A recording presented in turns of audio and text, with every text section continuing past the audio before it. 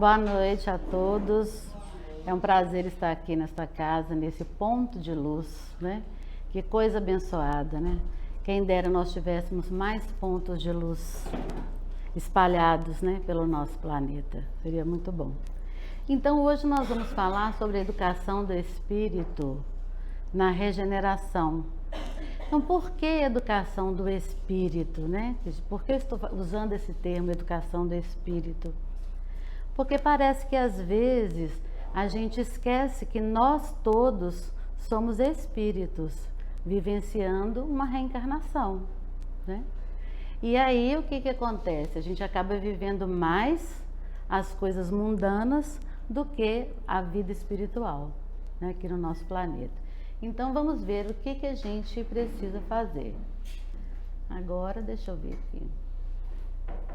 Vamos ver se deu certo ou não. Tirou? Ah, mas eu apertei errado. Ah, aqui, ó. Ah, aí. Tá. Esse aqui não fui para ali. Então tá. Então tá aí, meu reino não é deste mundo. Evangelho segundo o Espiritismo, João, capítulo 18, né, versículo 33, 36 e 37. Então aqui é uma reflexão que nós vamos fazer sobre esse nosso contexto planetário atual. O que nós estamos vendo no nosso mundo hoje? Parece que nós estamos vivendo um planeta, uma era de regeneração. Será que nós estamos vivendo a era do espírito, como deveria ser? Ou será que nós estamos vivendo mais o materialismo? O que vocês acham? Vamos dialogar um pouco. A intelectualidade, o que será que é mais valorizado hoje? Quais são os valores, né? Que nós estamos vivendo? Será que é a era da sensualidade? A era de conexões verdadeiras, valores? Vocês podem ver pela imagem aí que tem o nosso planeta cheio de luzinhas lá, de conexões variadas. Será que nós estamos todos conectados mesmo, numa boa vibração? O que vocês acham?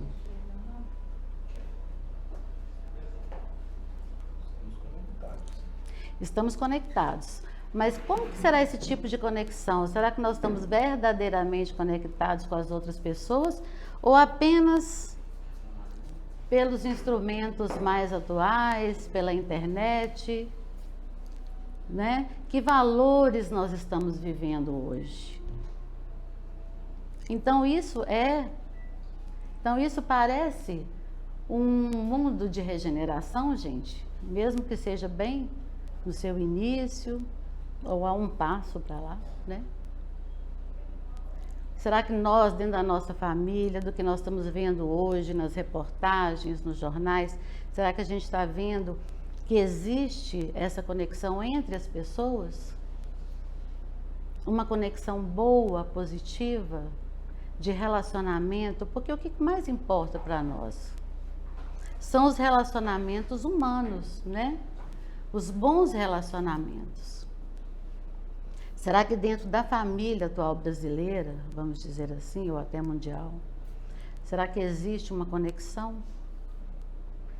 Então, isso é um problema sério, porque a gente vê assim, um número de suicídios aumentando entre crianças, entre jovens, adolescentes. Então, por que isso tudo? O que está acontecendo conosco? Nós aprendemos, nós dialogamos, estamos vivendo mais a era do corpo, da intelectualidade ou do espírito?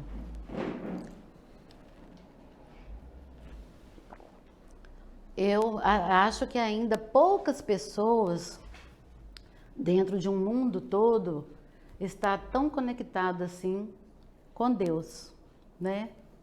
Vivendo realmente um mundo espiritual. Existem ainda muitas famílias, muitas pessoas precisando de ajuda. Precisando de quê? De evangelização. Mas não é aquela evangelização da gente chegar lá e bater na porta da pessoa e falar assim, olha, nós vamos evangelizar você. Então, como é que essa evangelização vai acontecer de um modo global, vamos dizer assim? A partir dos valores que nós vivenciamos e que nós colocamos isso na nossa conduta. A nossa conduta é um livro aberto para as outras pessoas aprenderem conosco ou não, né? Se nós estivermos bem conectados, se a gente estiver realmente evangelizado, conectados com o plano superior, né? E nós estivermos evangelizados ou instruindo-nos, né? Aproveitando todo momento da nossa vida para nos evangelizarmos, aí sim, nós poderemos passar essa mensagem sem precisar de bater de porta em porta, né? Então eu vejo ainda muita coisa dentro dessas conexões, dentro desses valores do materialismo em nossas vidas. Porque o convite do mundo é um convite muito forte, porque nós estamos vivendo um momento de reencarnação, nós somos corpo, né, também. Mas o espírito precisa falar mais alto, né? Então, como a gente é corpo também, como a gente vive no mundo material, como a gente precisa do mundo material, muitas vezes esse convite é muito forte. Para vivenciar só isso, a gente se distrai muito fácil. A gente lembra muito bem das coisas espirituais quando chegam as dificuldades. Quando chega a dificuldade, a gente logo lembra, nossa mãe, eu tenho que voltar lá na casa espírita, eu tenho que voltar para outra, né? Me ligar de novo, né? Seja lá em qual religião, em qual doutrina a pessoa se liga, né? Mas o convite do mundo é forte. A televisão que a gente liga lá, raros são os programas que você pode falar assim, nossa, que coisa boa esse programa, que bom. E a gente sente necessidade. O nosso espírito sente necessidade de uma coisa mais profunda, de uma coisa mais espiritual, de uma coisa boa para assistir. E a gente não acha isso na TV de jeito nenhum, muito difícil, né? A gente vai encontrar em livros, em outras situações, através dos estudos, né, que são super importantes da casa espírita, né? Então, o que acontece? A gente fica adormecido para as coisas espirituais. Quanta gente que a gente sabe que está dormindo ainda, vivendo as coisas materiais somente. Então, o despertar, se ele não for por amor, vai ser pela dor, né? Que a dor é pedagógica.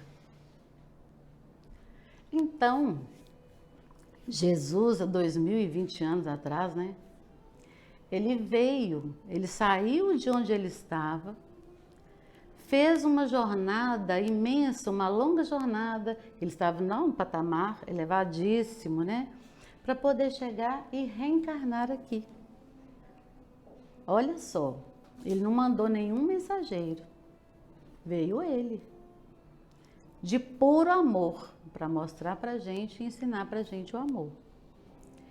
Mas aniquilou-se a si mesmo, tomando a forma de servo, fazendo-se semelhante aos homens. Então ele nasceu ali, vocês podem ver que tem ali um curral, né? Uma manjedoura. Manjedoura é uma palavra linda, né? Muito bonita a palavra manjedoura, né? Mas que lição que ele já deixou para nós desde o nascimento. Ele poderia ter nascido em qualquer lugar que ele quisesse, qualquer planeta, qualquer área do nosso planeta, qualquer classe social, né? Poderia ter nascido lá num palácio maravilhoso, cheio de riquezas. Não. Ele vem nascer aonde? No lugar mais simples do mundo. Vem nascer nessas condições ali que vocês estão vendo, na manjedoura, junto com os animais e com as pessoas mais simples. Então ele trouxe para nós essa primeira lição da humildade. Humildade, olha que bela lição que ele nos deu, já ao nascer, né? Não precisou de falar nada. E a gente assim acha poético, bonito, nossa, nasceu na manjedoura, mas vamos imaginar a realidade. A dificuldade que foi ter um bebê nessas condições mínimas, né, de assistência, de higiene, de tudo, não é isso? Naquela dificuldade, andando num burrinho, atravessando caminhos longos, né, noites difíceis, para chegar até Belém. E chegando lá, ficaram num lugar assim, cheio de animais. Então não foi tão fácil, né? Foi difícil. Mas a humildade é a primeira lição que ele nos deixa. Então, e agora, por que se detém-se? Isso aí, gente, é uma frase que Paulo de Tarso, ainda enquanto Saulo, logo depois que ele encontrou com Jesus, que ele estava explicando a Ananias como que foi o deslumbramento dele com aquela luz maravilhosa, aquela visão maravilhosa que ele teve de Cristo, aquele sol que era mais do que o sol que ele via, aquele sol que o cegou, né? E ele então, contando isso tudo, Ananias virou para ele e falou assim: e agora? Por que se detens? Quer dizer, por quê? O que ele vai fazer agora? Né? Depois disso tudo, depois dessa experiência. Então, olha bem, nós temos um encontro com Deus, com Jesus. Nós sempre temos um encontro. Se a gente for refazer a nossa história, nós vamos ver que em algum momento da nossa vida nós tivemos um encontro com Jesus. Talvez não assim, né? Como o Paulo teve, né? Paulo de Tarso, mas houve um momento que nós decidimos, falou, não, eu vou à procura de Jesus, eu vou seguir Jesus, eu vou... Você teve aquele insight, né? Ou você veio já com aquilo desde pequenininho. Então, se a gente pensar, sempre teve um momento que nos marcou, que nós resolvemos seguir este caminho. Então, agora, a partir do momento que a gente decide, que a gente estuda, que a gente faz alguma coisa relacionada a esse encontro, a esse Evangelho de Jesus, que a gente vai estudando, que vai aprendendo tantas coisas, a partir daí tem como ser o mesmo? Graças a Deus não tem, né? Porque a gente tem que tomar decisões. A gente tem que ter atitude para poder mudar esse caminho que a gente está fazendo. Se a gente estava fazendo um caminho X, depois desse conhecimento todo, nós com certeza vamos mudar o nosso caminho para melhor, né? Então Jesus vivenciou com amor para anunciar um novo tempo. Então, gente, Jesus foi assim o maior pedagogo da história, né? Ele não ficou parado em algum lugar, que ele poderia ter ficado parado lá em algum lugar, sentado, esperando as pessoas chegarem a ele, mas não. Ele foi ao encontro das pessoas. Vocês já perceberam isso em todas as passagens? Dos milagres que ele fez, né? Todos ele foi ao encontro das pessoas. Então ele procurou fazer esses milagres, ele procurou as outras pessoas para poder agir. Então nós também, na nossa vivência, no nosso dia a dia, nós vamos procurando as pessoas também, aquelas que estão querendo a nossa ajuda. Porque quem está querendo a nossa ajuda, é importante que ele tenha esse encontro conosco, né? Já que nós estamos vivenciando um caminho bonito, um caminho mais florido, um caminho... Não estou falando mais fácil, não. Mas torna-se mais fácil a partir do momento que a gente tem uma visão mais ampla da situação. A partir do momento que a gente sabe o que nós viemos fazer aqui. E para onde vamos depois, né?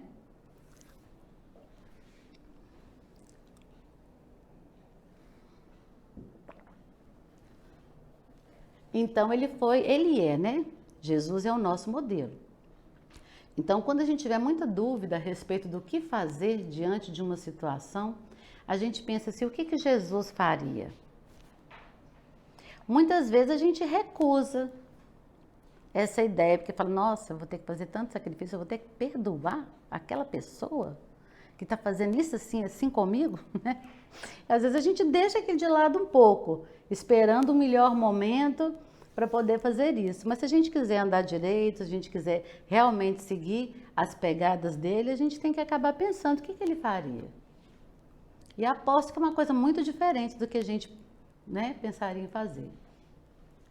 Então Jesus deu esperança ao Espírito, ensinando-lhe a verdade. Então ele veio trazer a mensagem do verdadeiro amor. Porque naquela época as pessoas não eram espiritualizadas, né? Eles estavam ainda numa fase de desenvolvimento, logo depois do primitivismo, né? Veio essa outra parte, essa outra fase, que tinha lá as leis mosaicas, que eram as leis muito duras, muito rígidas, mas necessárias à época, né? Então, Jesus vem ensinar realmente o amor. Perdoar, né?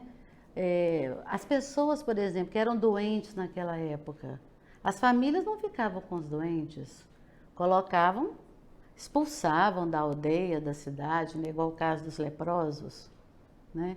Até isso. Então, a pessoa que tinha um problema, ela se via muito só ali, naquela situação.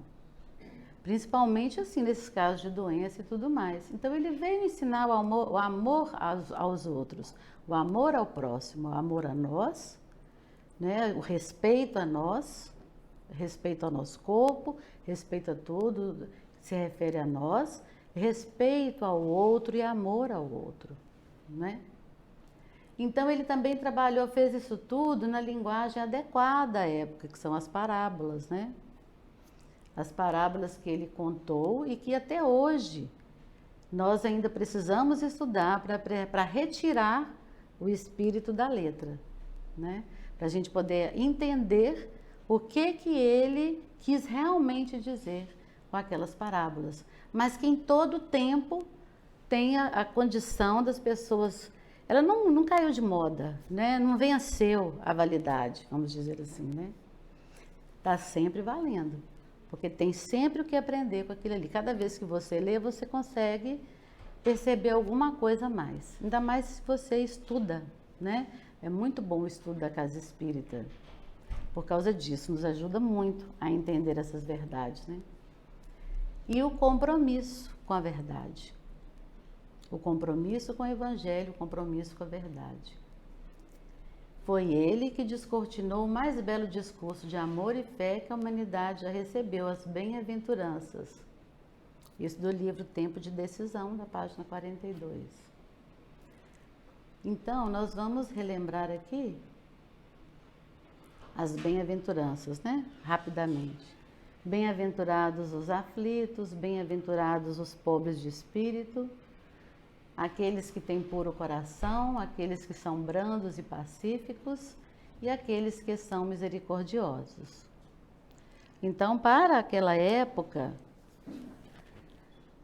ia ser uma mudança tremenda de olhar.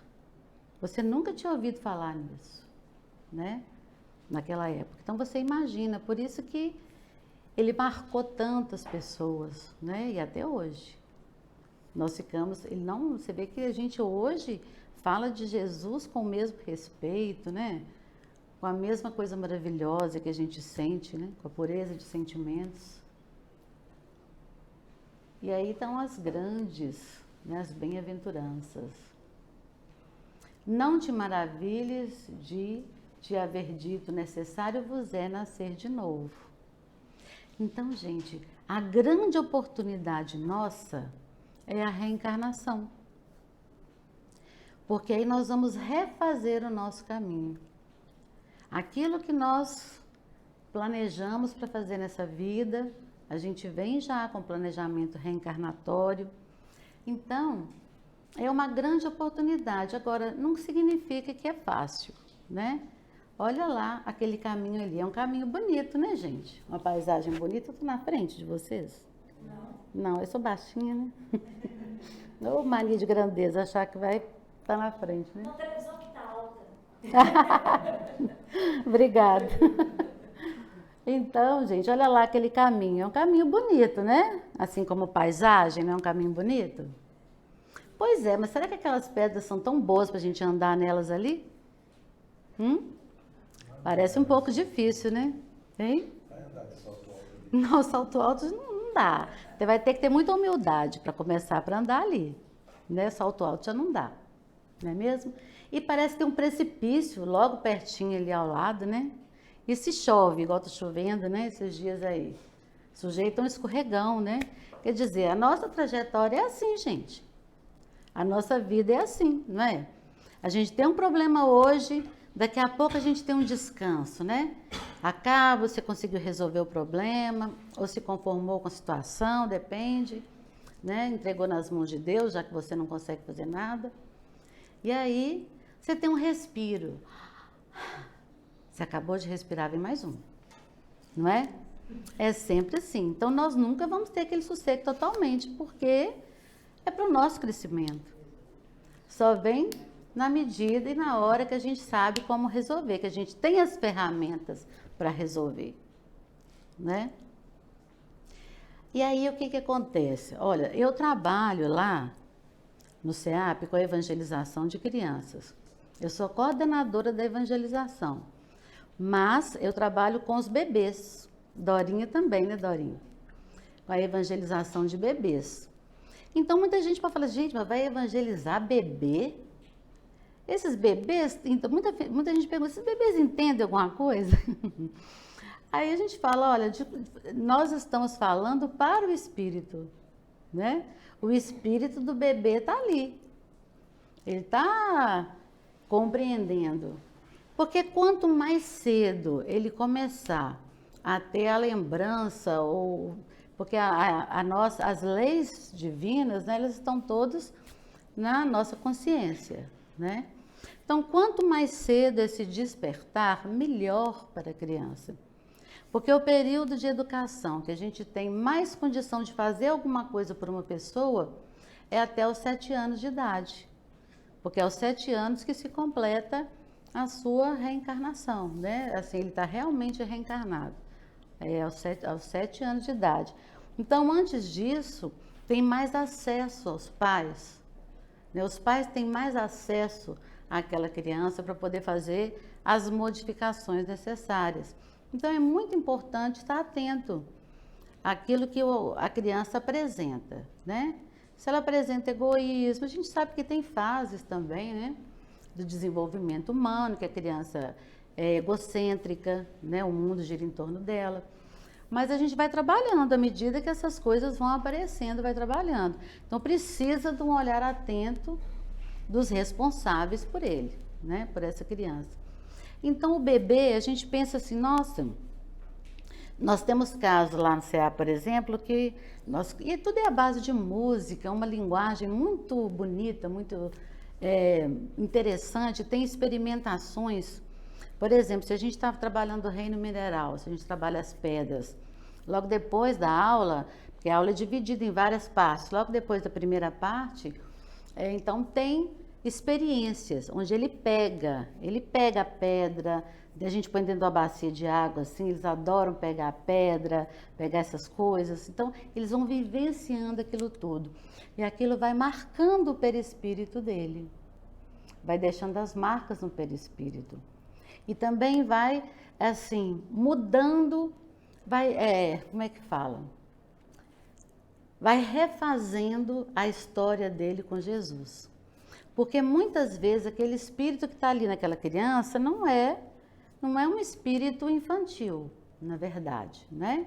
É um espírito que já viveu várias vezes, várias encarnações, mas ele está meio adormecido ali até realmente ele poder se manifestar com todo o conhecimento, toda a sua memória, né? Dentro, à medida que a criança vai crescendo, né?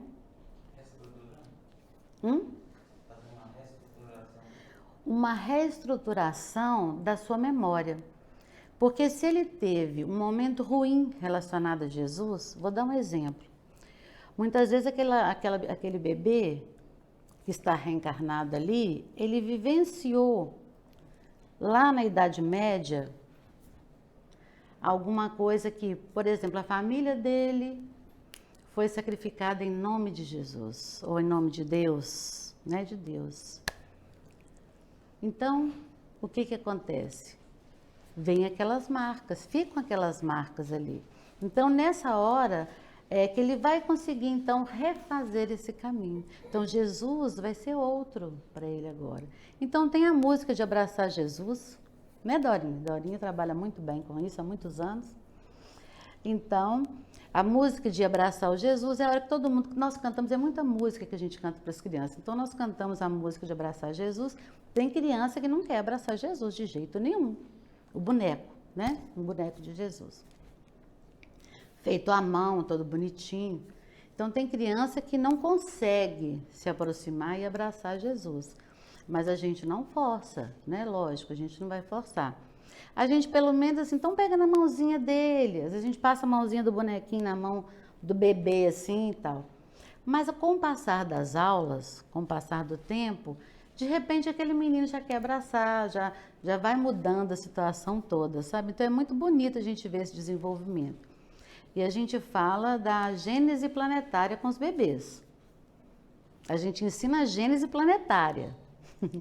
Então é muito bacana, porque tem o tapete do planeta, aí vai sempre assim, introduzindo um elemento que foi dado, foi criado por Deus, né?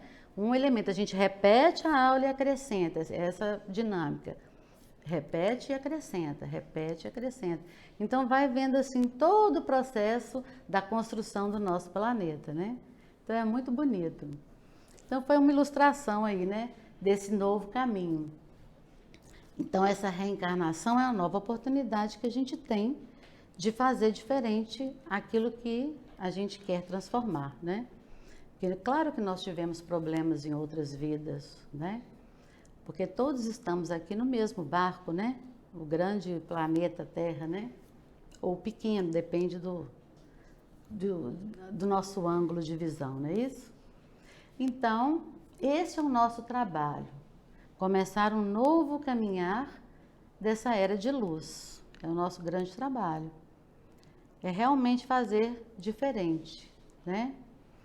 Fazer nos trabalhar espiritualmente. E quem são nossos companheiros de jornada? Amai os vossos inimigos. Evangelho segundo o Espiritismo. Jesus disse isso, né? Amai os vossos inimigos. Então, quem são nossos companheiros de jornada? Pelo magnetismo, né? A gente acaba se ligando àquelas pessoas que a gente precisa reencontrar aqui no planeta, né? Então, muitas vezes, na maioria das vezes, nós estamos relacionando com aquelas pessoas que nós tivemos problema em outras vidas, justamente para fazer um caminho diferente. Então vem um filho que teve problema você teve algum problema com outra pessoa, né?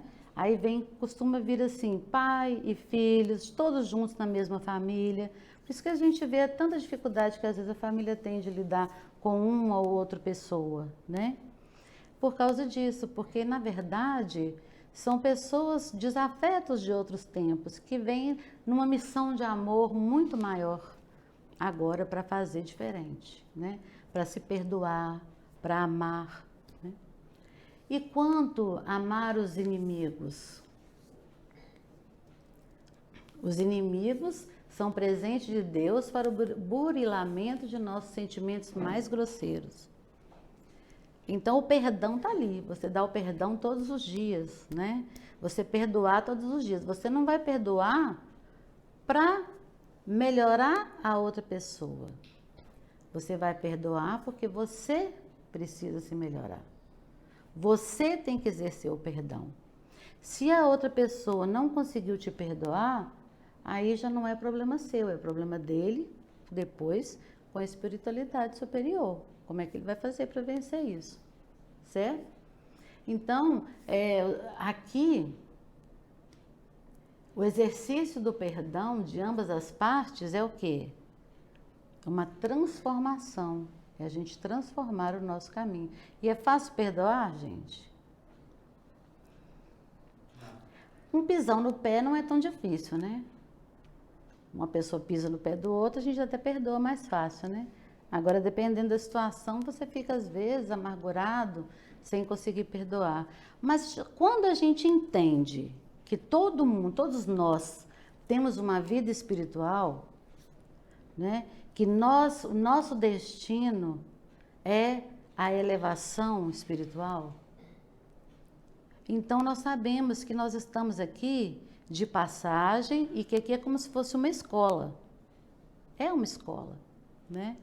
Uma escola que a gente vai errando e aprendendo e vai fazendo melhor, vai melhorando, então nós vamos progredindo cada vez mais. Com cada reencarnação a gente melhora, a gente progride. Assim a gente espera, né? Talvez alguns vão se endividar um pouco, mas aquilo que já foi vencido, ele não retorna para pagar aquilo mais não. Já venceu uma etapa, então tudo bem, né? Então vamos continuar. Então, se nós temos uma pessoa que está te dando muito trabalho, muito problema, você queria que fosse diferente, né? Mas você sabe que é uma questão de tempo, que um dia isso vai mudar. Então eu acho que é mais fácil da gente perdoar quando a gente entende isso. Certo? O amor é irresistível, né? A troca de energias salutares. Que coisa boa, né, gente? Quando a gente chega no lugar igual aqui, que a gente encontra as pessoas, que a gente abraça as pessoas, né? Que coisa boa, você está sendo muito bem recebido, né? É muito agradável, é muito gostoso. Você está aqui na sua turma, né? Que aqui eu me sinto na minha turma, né? Todo mundo está aqui, gosta das mesmas coisas, né?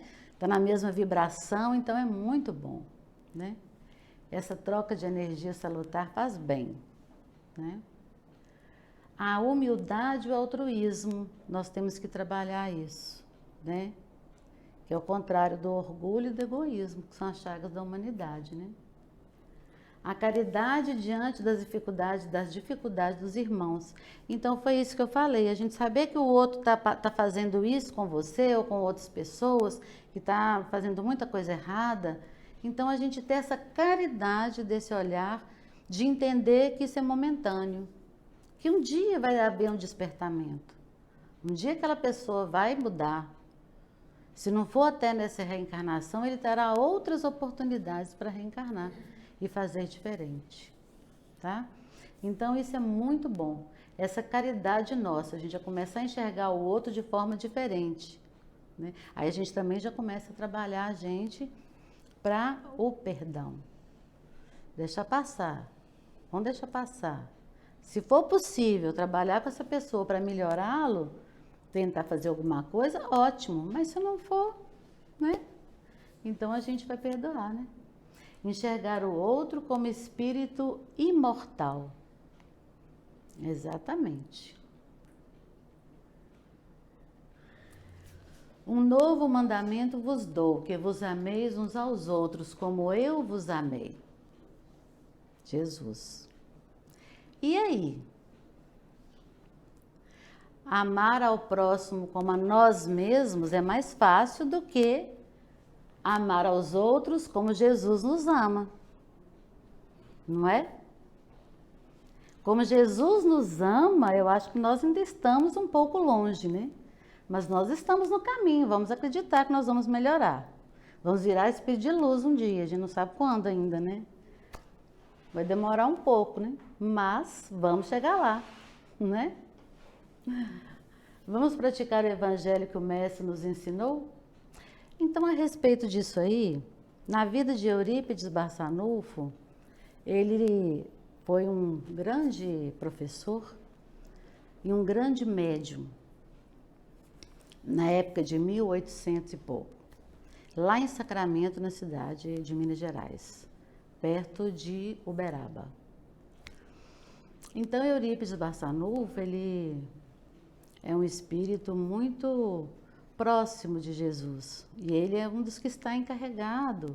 Ele se prontificou a não seguir os patamares, porque ele tinha esse direito de seguir para outros mundos mais evoluídos. Ele falou, não, eu vou ficar aqui no planeta Terra, no planeta Terra quer dizer, cuidando do planeta Terra, né? para ajudar os meus irmãos, que somos todos nós, dentro da evangelização. Então, ele tem esse carinho para conosco. Então, na vida dele, aí aconteceu várias coisas maravilhosas, várias dificuldades, mas também foi assim maravilhosa a vida dele, no sentido de coisas boas que ele fez, né?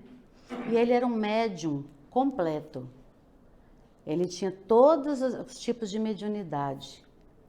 Então, uma vez ele estava dormindo e em desdobramento, no sonho, ele foi subindo, chegando assim a lugares muito distantes e chegou num lugar muito bonito, com um jardim muito bonito, uma grama, um cenário maravilhoso, e viu uma pessoa ao longe sentada em cima de uma pedra.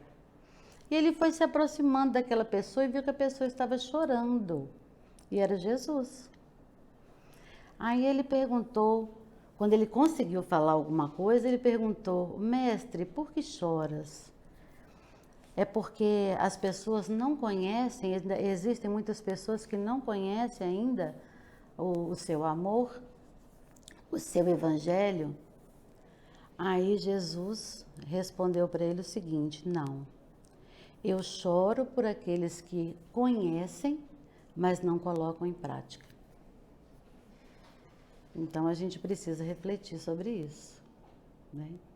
Nessa mesma hora, então, ele já voltou para o corpo e ficou com essa mensagem, né? Assim resplandeça a vossa luz diante dos homens. Jesus também disse isso. Então, Tiago Menor, uma época, perguntou a Jesus, que foi discípulo, né, dele, perguntou a Jesus o que vem a ser no nosso meio de trabalho, a fecundação. Que eles estavam lá, perto de uma plantação, caminhando com Jesus, né, e os seus discípulos. E Jesus, então, aproveita também todas as oportunidades que ele tinha, ele falava, ele dava uma lição, ensinava uma lição, né? Então, nesse momento, estava lá falando da fecundação, das plantas lá, vendo aquelas plantas que estavam muito bonitas e tudo mais. Então, ele perguntou isso, o Tiago Menor.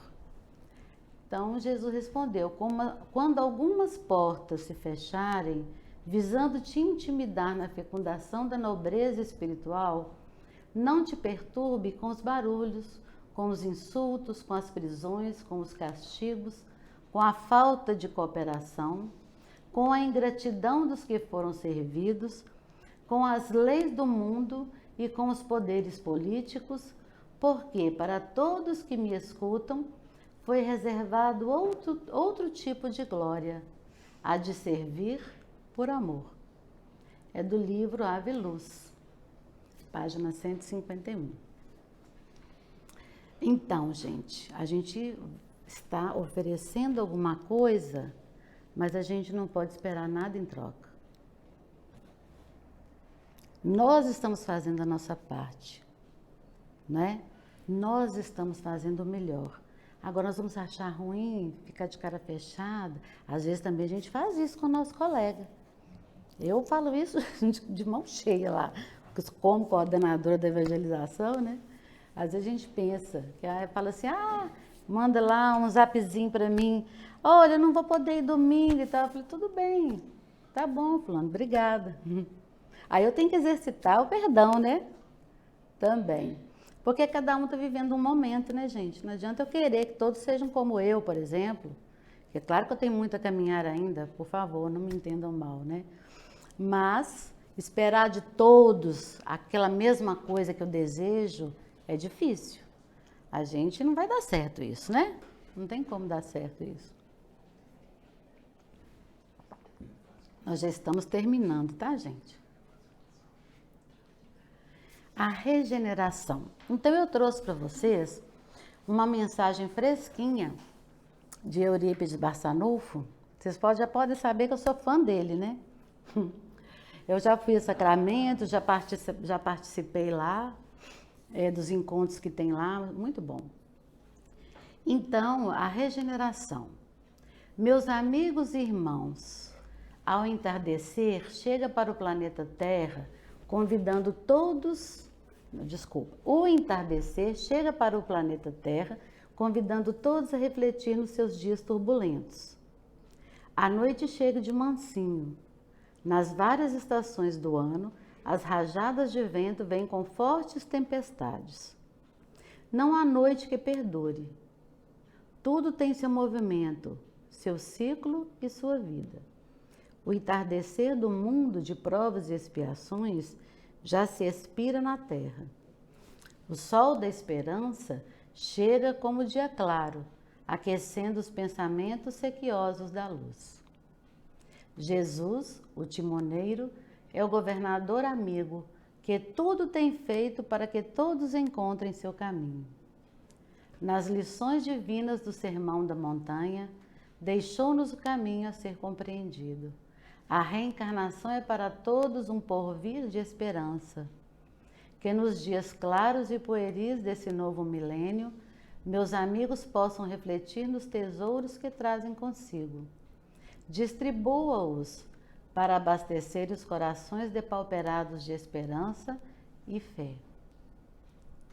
A luz da verdade rompe os milênios e o sol dissipará as brumas escuras para que as estrelas cadentes sejam percebidas.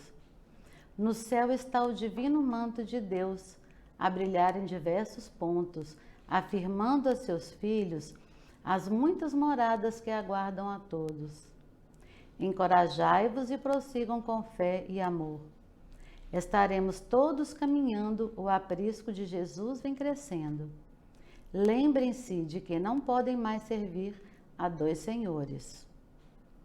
A decisão é individual, mas o trabalho pede a participação de todos.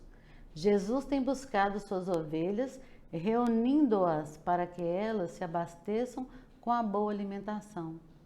Ele continua a ser o bom pastor. Sejamos seus colaboradores. A hora é de luz e trabalho.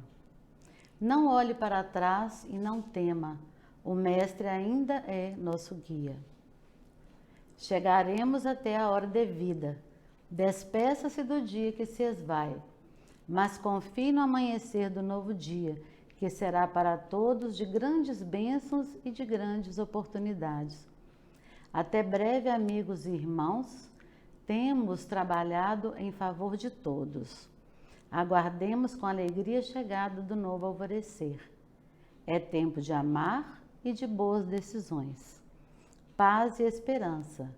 Eurípides Barçanufo, Sacramento, 18 de novembro de 2019. Então, essa é a mensagem que eu trouxe para vocês. Tá? Muito obrigada.